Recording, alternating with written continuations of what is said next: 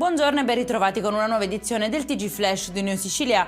In apertura un rimprovero banale, una lite esplosa in pochi secondi e poi la tragedia. A Monreale, nel Palermitano, 3 giovani sono morti sotto una pioggia di proiettili. La polizia ha fermato un 19enne presunto responsabile che avrebbe reso in un primo momento dichiarazioni spontanee per poi scegliere il silenzio davanti al PM. È stata presa di mira, fatta cadere e picchiata con calci e pugni da un gruppo di sue coetanee. Accaduta ad Avola, dove una tredicenne è rimasta vittima di una violenta aggressione. La scena è stata immortalata da alcuni presenti e il video è diventato virale sui social, alimentando un'ondata di indignazione. Non si arresta la scia di violenza negli ospedali siciliani. L'ultima aggressione è avvenuta al pronto soccorso del Policlinico di Messina. Una 56enne irritata per la lunga attesa si è scagliata contro un'infermiera, ma non l'ha fatta franca ed è finita in manette.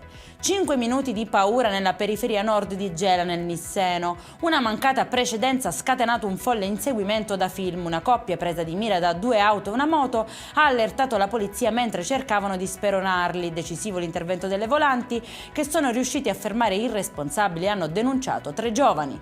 È in chiusura stretta sui lavori edili irregolari al cimitero di Catania. Il comune intensifica i controlli e lotta contro l'accaparramento di lavori da parte di agenzie funebri e imprese. Il rispetto delle regole, sottolinea l'amministrazione, è fondamentale per garantire decoro, legalità e sicurezza in un luogo di memoria collettiva di grande valore civile.